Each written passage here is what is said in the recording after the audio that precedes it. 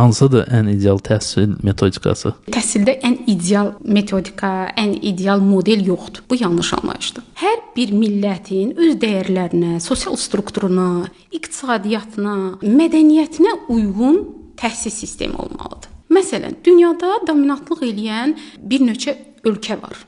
Təhsil mövzusunda. Bəli, onların həmişə nəticələri çox üstün olur beynəlxalq qiymətləndirmədə. Onlar dominantlıq eləyirlər. Hardasa 10-luqda həmişə onlar var. Sinqapurdur, Koreyadır, Yaponiyadır, Finlandiyadır. Amma bu təhsil elədi ki, onların modelləri bir-birində işləməyəcək. Məsələn, dünyada ən güclü təhsil sistemi qurulmuş Sinqapurdur. Sinqapurun təzyiqli, stresli modelini onlar Finlandiyada işlədə bilməzlər. Mümkün deyil. Çünki Finlandiya şagird mərkəzli yanaşmanı çox ciddi şəkildə qurmuş, az təzyiqli, rəqabətsiz bir mühit var. Bir relaks atmosferi var onlarda. Bəli, Sinqapur təhsili orada işləməyəcək. Eyni zamanda həmin təhsil modeli bizdə işləməyəcək. Təsəvvür edin, dəyərlərimiz ayrı, mədəniyyətimiz ayrı, hər şey ayrı. Deyirəm ki, dinimiz belə ayrı. Məsələn, tanrısı olmuyor. Biz Allah qoysaydı, Allah kömək olsun böyümüş uşaqlar. Eləcə də uşaqlarımız elə böyüyür. Biz auditoriyada necə Finlandiya yanaşması ilə yanaşacağıq?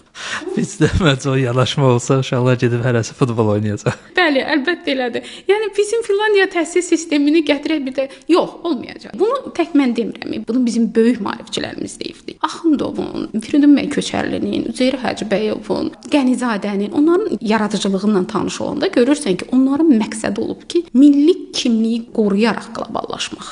Milli kimliyimizə sadiq qalaraq, özümüzə sadiq qalaraq. Çünki onlar bunu artıq öz təcrübələrindən keçiriblər ki, öz kimliyini unudaraq tərəqqi etmək təqlid olacaq.